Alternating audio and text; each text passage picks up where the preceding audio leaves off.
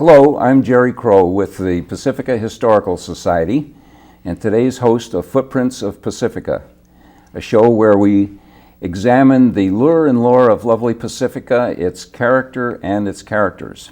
The focus of today's show is George Edsell, returning to tell us a little more of his long path from the British Navy to life in Pacifica. But first, let me recap a little of what we covered in our previous program on George. George was born in the Scottish Highlands, went to boarding school at age 7, became a maritime cadet at the Conway School at age 13, had decided on submarine service when he was fortunate enough to tour a submarine at the age of 8. During World War II, he was navigator of the Seraph, a submarine station in the Mediterranean that was noted for many exploits, including landing General Clark on the north coast of Africa during Operation Torch planning period. And that involved some very expert navigation. They had to find a particular white house on the north coast of the continent, which George managed to do very well. And the Seraph also was involved in the rescue of General Giroux, who'd been captive and escaped at age 75 from Coldens. So those were certainly notable exploits. But one thing I'd like to do is back up a little bit, George. You had some earlier experience before the war in Asia. Would you be kind enough to tell us a little about how that went? Well, I will. The trouble is, Jerry, I'm in my 90th year and I can't believe all the things that I've done. I once had to give a resume before a dinner that was given, and I wrote it out for the person, and after about 5 pages, at the bottom of it, I wrote, "I don't believe a word of it either."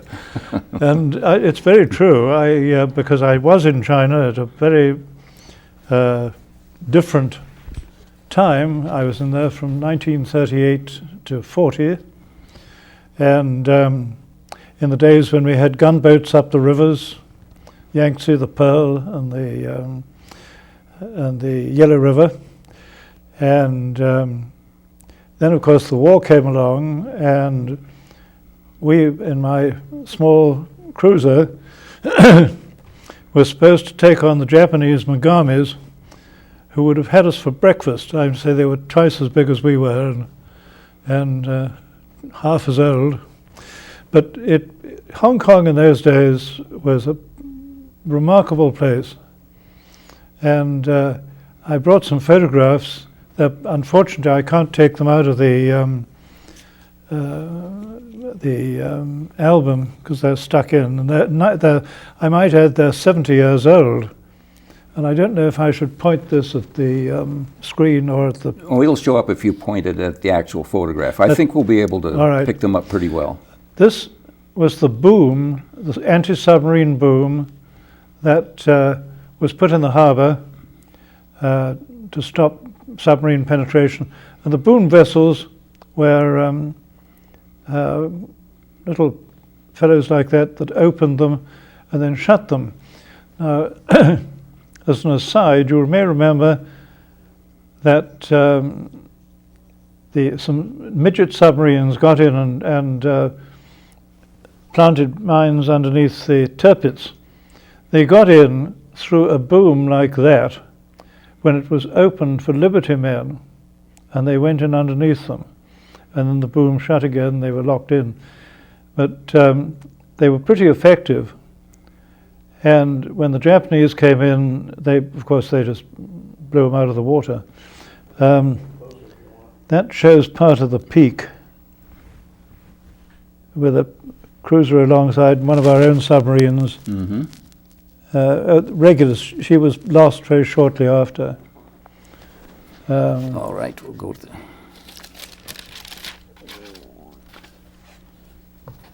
Those are just, well, if anybody's been to Hong Kong recently, that is the peak. That was there were no more buildings than that. There was the China Fleet Club, and that was the tallest building in Hong Kong. Turn over, Jerry. And anyone that's been there recently will see that there are many high-rises there now. Those were sampans waiting for the Liberty men to come off. Sampans were universal, and this one was our own private one, which Jenny and her daughters or nieces or somebody had the complete run of the ship, and they took all the metal and anything else they could get and reused it, and they were absolutely marvelous. And they were completely sacrosanct. If these were local ladies that came up in sampans? He'd have been tossed over the side. Yes. But I was out there more recently when in the 50s when I was in the Navy, and a similar operation still existed. So I think I should add that with another midshipman, I was just north of Shanghai when we were lucky enough to see some remnants of Mao Zedong's, I think it was the 9th Rout Army, and I've never seen anything like it. In those days, all armies marched in columns of 4s, in ranks. Yes. These fellows, they were in rags, they were wounded, and they marched in little sections, each side of the road. It wasn't until France that we learned the same trick to avoid air attack. But I can remember saying, because they were wounded, every man had a rifle, every man had his kit. And I remember saying to the other midshipman who was with me, my God, I hope we never have to fight those people. They were the toughest people I've ever seen. They were. You mentioned to me once before that in those days one could travel without cash in yes. China. If you could travel the length of China as an officer and just sign a chit, and your chits would eventually find their way to Hong Kong, and if you didn't pay them, it was a cashiering offence on the spot. Because the whole of the British position in China, and of course we used to run all the maritime customs, depended upon absolute trust. And it worked both ways. Yes, indeed. Well, then that brings us up to your war years, and immediately after that, or perhaps during, you came down with a serious illness. Yes, my own stupidity. I went wading in an oasis up the Persian Gulf. Got a spirochete up my legs. Oh. Stupid. A parasite. Yes, parasite, yes. And that effectively got me out of the Navy far too early. I had 2 years after the war, 3 years after the war. I had a couple of years in South Africa and another commission on a submarine, and that was it. Could you tell me a little about your experiences in South Africa? Well, I'm sorry I didn't bring any photographs of that one. I have a few, but yes, we had this was in the days when Britain still had an empire, and if there was trouble anywhere, you sent a gunboat. And I was the exec of the equivalent of a gunboat. And our beat was from what is now Ghana, the Gold Coast, down past South Africa where our base was, up the east coast to Zanzibar. And that was our patrol, and if there was anything to be done, very like the United States does now in Navy, if there was an earthquake, they do things. If there was a fire, they do things. If there's a riot, they try and protect the American citizens and this sort of thing. That's what we did. And I was there when there was the independence of what's now Ghana was boiling up, and in fact I put Mr. Kwame Nkrumah in jail. He afterwards became the Prime Minister. But did you have occasion to meet him? No, I didn't, on? as a matter of fact. No.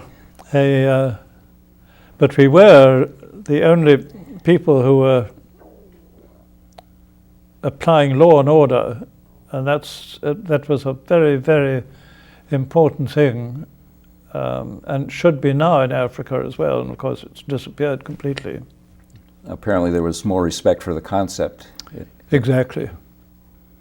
But it's very funny, because when we went up there, sailors are pretty easygoing people. They don't like pushing people around, and we had to teach them how to fire rifles to start with, and I had to say, look, the bullet goes in this end, and don't point it at me. This kind of thing. But we were put ashore as a garrison at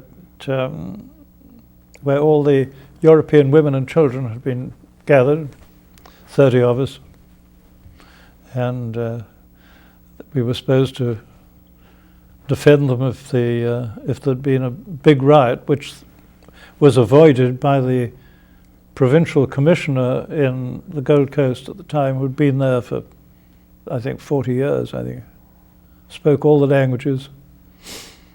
And so there was a large gathering being stirred up at the time. Yes, there was a large gathering being stirred up in the Maidan, which is the Maidan was usually a big sort of plain in front of any important buildings. Over the opposite side of us were the government buildings, and I saw there was a little speck of white because there were people being harangued with loudspeakers and bullhorns and all the rest of it. Little speck of white walked out, and his name was Long John Silver, and he was a huge man, about 6'4" or 5" or something. And he spoke all the languages of the coast. And he just pushed people aside, and he said, "Morning, Joe, nice to see you, Jeff." And got to one of the microphones, and he walked up, took it from the chap, said, "Thank you, and let me have a go." And afterwards I asked him what he said, because you could have heard there were thousands and thousands of people there, and you could have heard a pin drop. And later on, when I was having dinner with him, I said, "What did you say?" And he said, "My people, I've been with you for 40 years, and I have never broken my word yet. And you can kill me, you can kill the sailors up in the fort if you like, and you won't be independent for 50 years. I promise it." And he said, "On the other hand, if you're peaceful, I don't know what will happen, but we're doing our best." And then he got down and walked back. Yeah, marvelous story. A marvelous exhibition of courage. Yes. Just one man. Well, George, I think of you as the complete mariner. Locals may know you more for your real estate exploits, but... Ancient mariner. Yeah. Could you tell us about this beautiful vessel and your experience on it? Well, yes, that was the boat that I was captain of. She was owned by a man called Niarchos, a Greek. And I raced her in the first square rig sailing race in 1956. And I should backtrack a minute, because my wartime marriage was falling apart, and I was going to go to Canada. And the Canadians wouldn't have me because my wife at the time refused to go. And they wouldn't take immigrants who had trading spouses. And I saw an opportunity. Somebody just spoke to me and said, "You know, you were sailing in a sailing ship. Somebody wants a skipper for the square, and I grabbed it like a,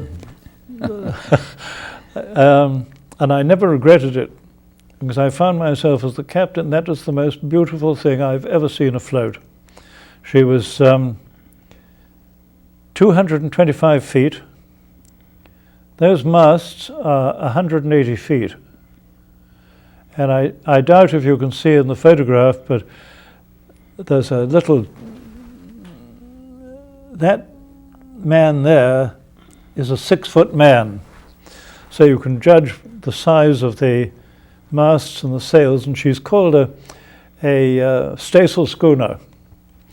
And basically, she's the same rig as the old blue nose schooners from the American Northeast.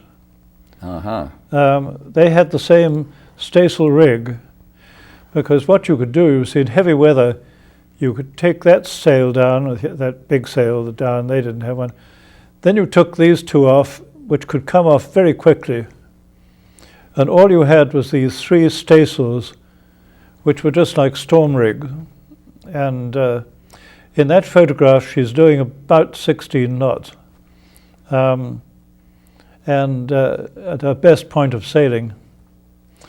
And afterwards, Niarchos had known that I'd had a connection with Greece during the war, and asked me if I'd take her out to Greece for him with a Greek fishing crew. And of course, I jumped at it. And it was, I told you, where I learned that if you give an order to a Greek, it's the basis for a debate. You're not debating the debate itself, you're merely talking about what you're going to debate about. Because the first one, when I would tell the helmsman I'd like to leave that island to starboard, and he'd turn round and say, "But Captain, it's much better if we leave it to port." You know, the bosun's got a taverna there, and his wife has a nephew. Haven't you, bosun? And there'd be a sort of discussion about it, and then 5 minutes later, Eleftheriou or Christos or Dimaki or whoever it was would look round with that marvelous Greek expression and say, "As the captain wishes." You achieved a great affinity for we Greece. did to starboard. Yeah. But they were delightful people. They were absolutely marvelous. I have a great affection for them.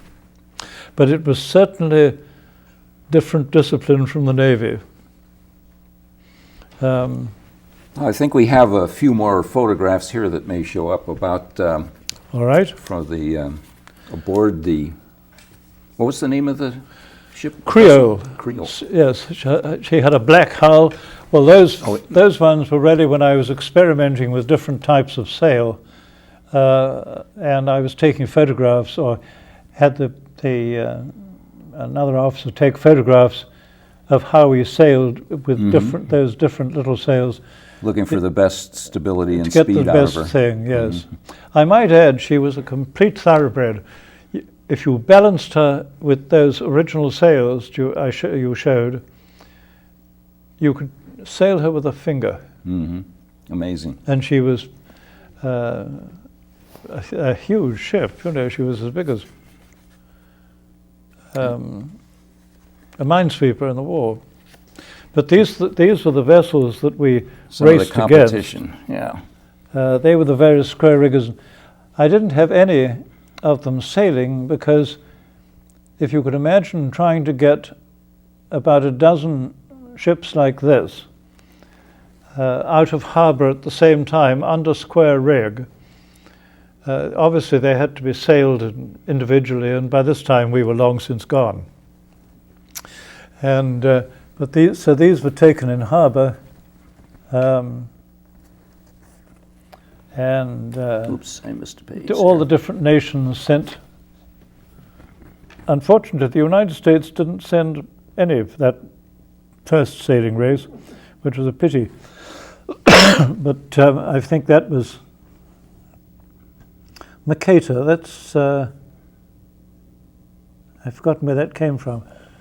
And these Those were generally the representing a nation, Yes, one nation or another. several nations, about a dozen people sent their various training ships and things.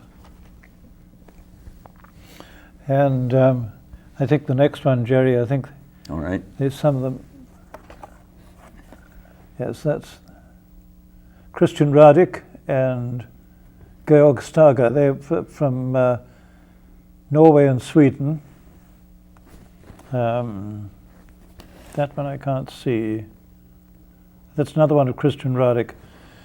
I think some of these are still sailing. That's one of the Danish schooners under sail shortly after the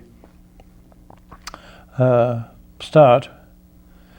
And for any sailors who are listening to me, let's go on a bit. Yeah, To the let's next. see if I can Okay. find it. Oops. That's the spinnaker. Sorry.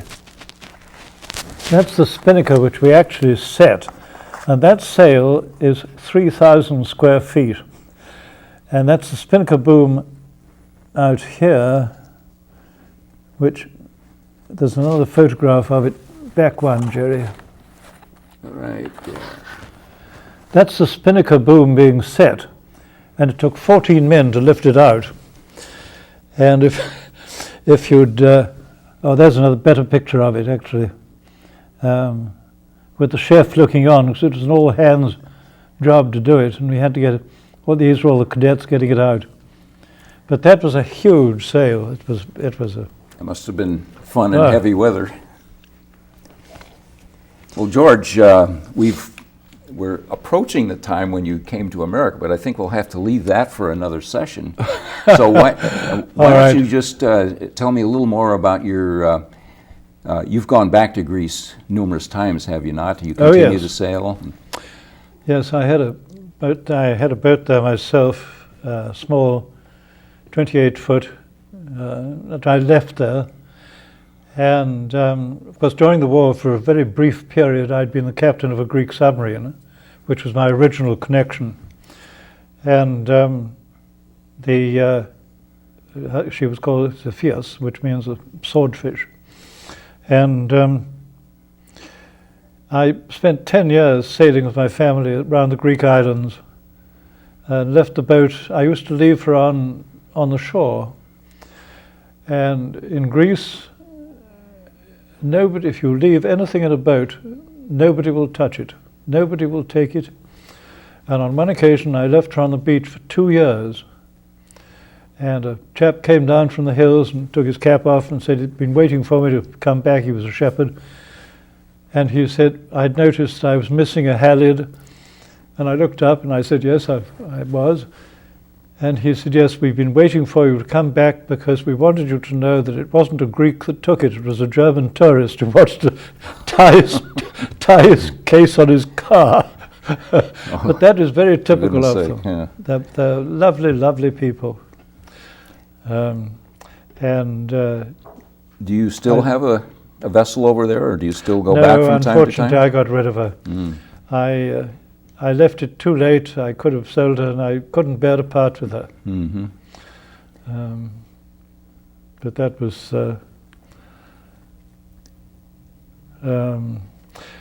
I think that, of course, like Americans miss something because they never speak the languages with the places they're going to. They go for such a short time they can't. But if you speak a language, it makes life so different for you. And you speak it better than some locals, do you not? Oh, no, I don't think that. No, I mean locals here in Pacifica. Oh. I was thinking of one in particular. Shall we say differently? But I can tell you one, the sort of thing, we'd been there so long, and you can get into the ruins at Thelos by boat. But tourists, of course, have to go from Athens all the way around to hours. And my daughter, then aged 12, I suppose, or 13, approaching these marvelous, marvelous preserved ruins that people pay thousands of dollars to go and see, her only reaction was, "Oh, Dad, not a lot of old ruins, Dad."